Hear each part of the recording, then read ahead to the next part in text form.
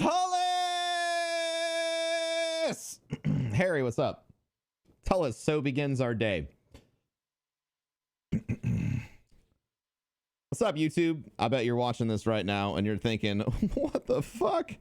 There's going to be a lot of YouTube videos today. This will be our first one, all right? So, these are the Season of Opulence updates. This is 2.5.0.1. And these are the sandbox changes. Season of Opulence begins. Imperial summons. All players who've completed Forsaken may acquire an Imperial summons from Benedict 9940 in the tower. This grants Power Surge gear. The Crown of Sorrow raid begins at 4 p.m. Oh my god, I have a timer. World first rules may be found here. We will read those in a second. Sandbox. Weapons. Ace of Spades, no longer 2 taps when paired with One-Eyed. Mask's Vengeance perk if the victim has 4 resilience. Memento Mori is restored to 6 bullets, but they will not stow. Lord of Wolves. Release the Wolves perk is now activated on a special reload. Normal burst damage is increased by 20%.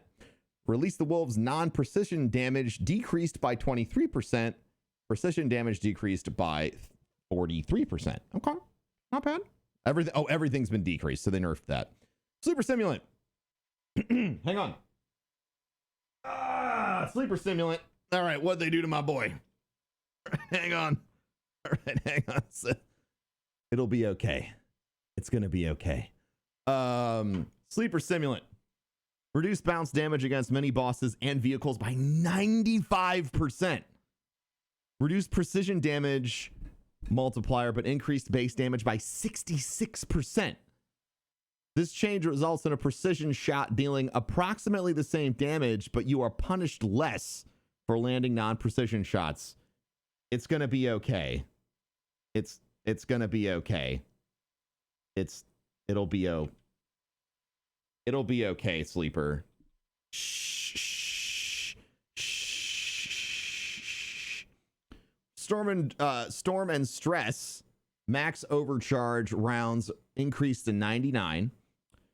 Sturm overcharge buff text now displays number of overcharge round shots. Overcharge damage increased by 100%. Fixed an issue where 10% precision damage bonus remained on Sturm when it had used all of its overcharge rounds. Okay. Whisper of the Worm. White Nail perk now reloads the magazine from reserves. Boo. Increased ammo reserves to 18 without armor perks. Fixed an issue where White Nail would fail to activate under certain networking conditions.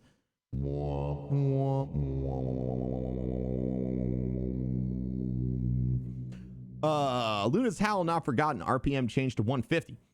Damage adjusted to match other 150 hand cannons.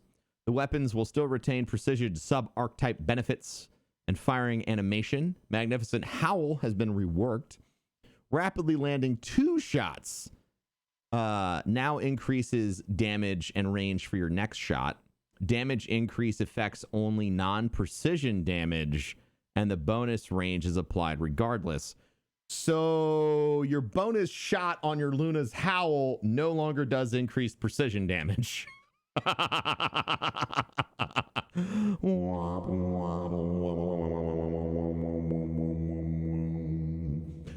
Fixed an issue where Magnificent Howl would be slow to activate under certain networking conditions. Fusion rifles, non-exotic. Precision damage increased against PvE combatants. High impact increased by 30%. Precision increased by 44%. Adaptive increased by 44%. Rapid fire increased by 47%. Woo! I am so glad that I got the loaded question ready to go. Exotic fusion rifles. Changes to exotic fusion rifles are due to archetype tweaks, not direct changes. Most of these are minor. Jotun. Impact damage increased by 10%. Detonation damage reduced by 15%. Dot damage increased by 10%. This results in 5% increased total damage overall. Merciless. Damage of the first bullet at slowest charge time increased by 30%, which decreases as the weapon fires faster. Damage at the fastest charge time is unchanged. Okay, solid. Telesto. Impact damage increased by 49%. Detonation increased by 3%. Overall damage increase of 4%. Submachine guns. Woo! there's a lot of changes, chat.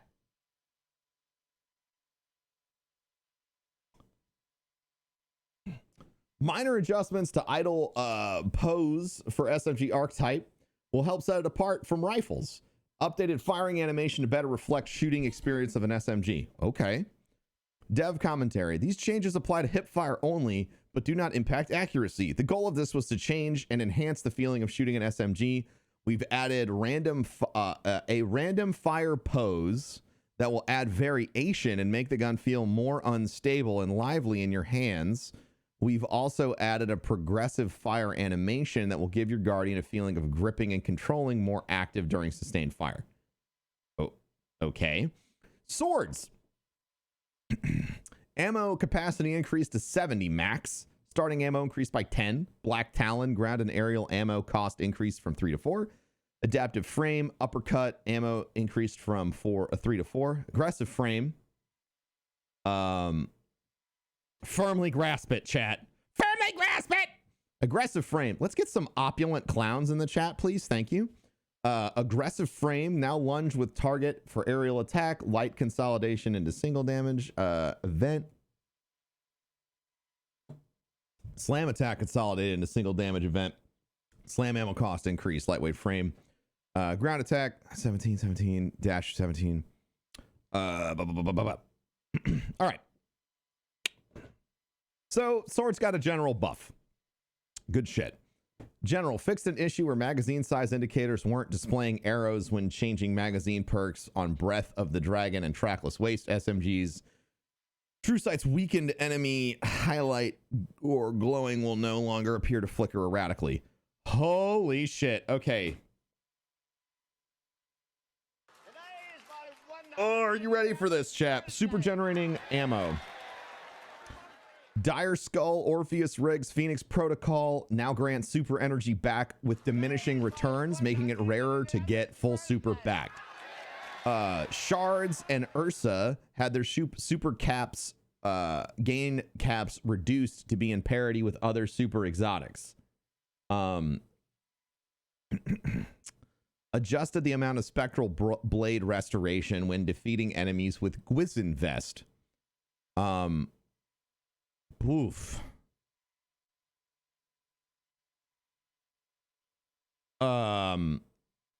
Gigantic list. I will let you look over that for yourself. Ammo adjustments to heavy finder perk. Gemini Jester, increased duration of disorient by 0.5 seconds.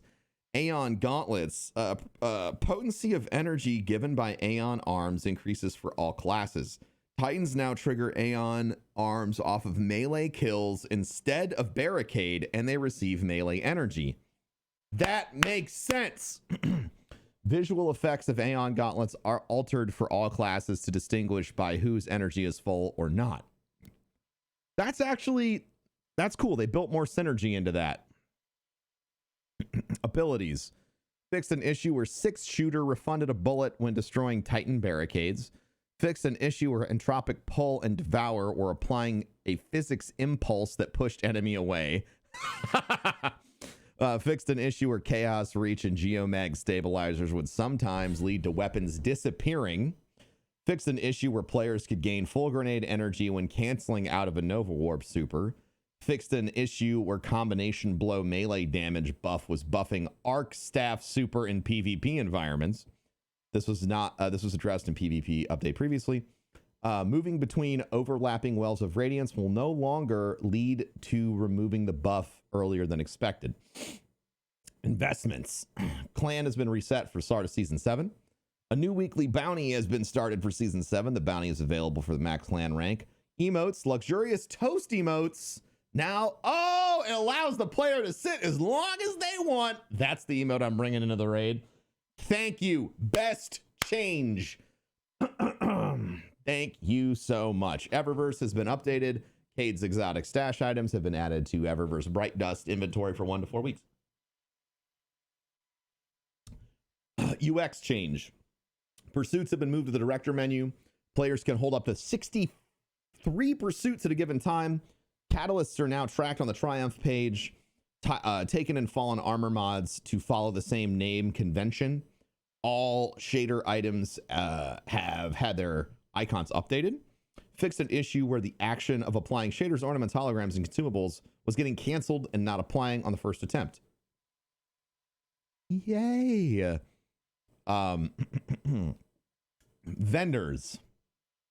Benedict 9940 relocated to the annex of the tower. The gunsmith now offers 3 daily and 2 weekly weapon focused bounties rewarding enhancement cores, mod components, and mods. Okay.